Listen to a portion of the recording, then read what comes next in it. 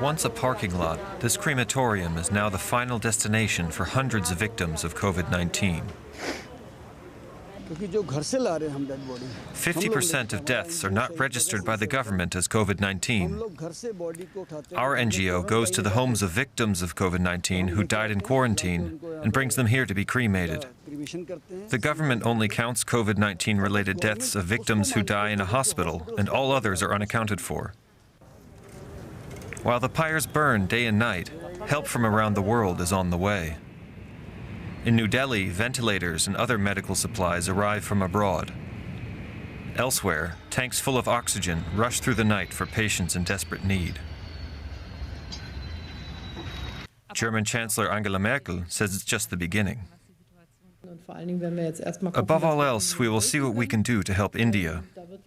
We are now working at full speed to see to what extent we can bring oxygen-producing plants there.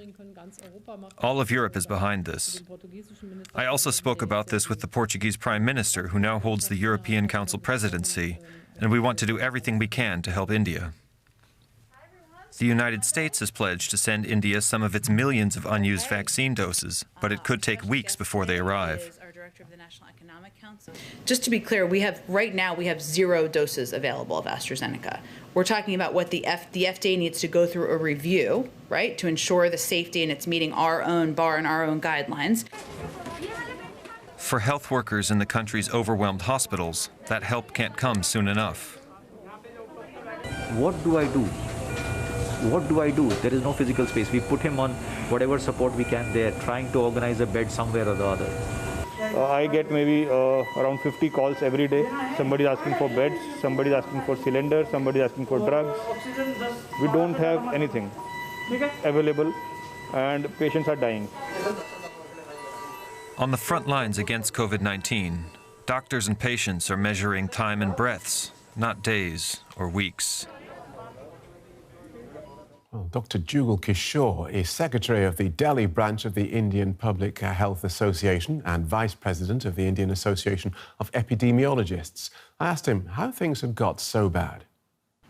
Actually, India is second largest country in the world as far as the population is concerned. And even if you say, 17.6 million people have suffered from this COVID, and we have only just 0.2 million deaths. And when we calculate in terms of, then it is not even 1% of the cases are dying. But this number is such a huge and big that, for any small country, it can be a nightmare. So when it comes to number, then I think India is, top in the list. And very soon we are going to, actually we have already has the highest record of the everyday cases. 0.3 million, like in 3 or 4 days, we have 1 million cases. So because of this, we have exhausted all our resources. So is it possible to bring this crisis back under control, or do you just have to wait until it takes its course?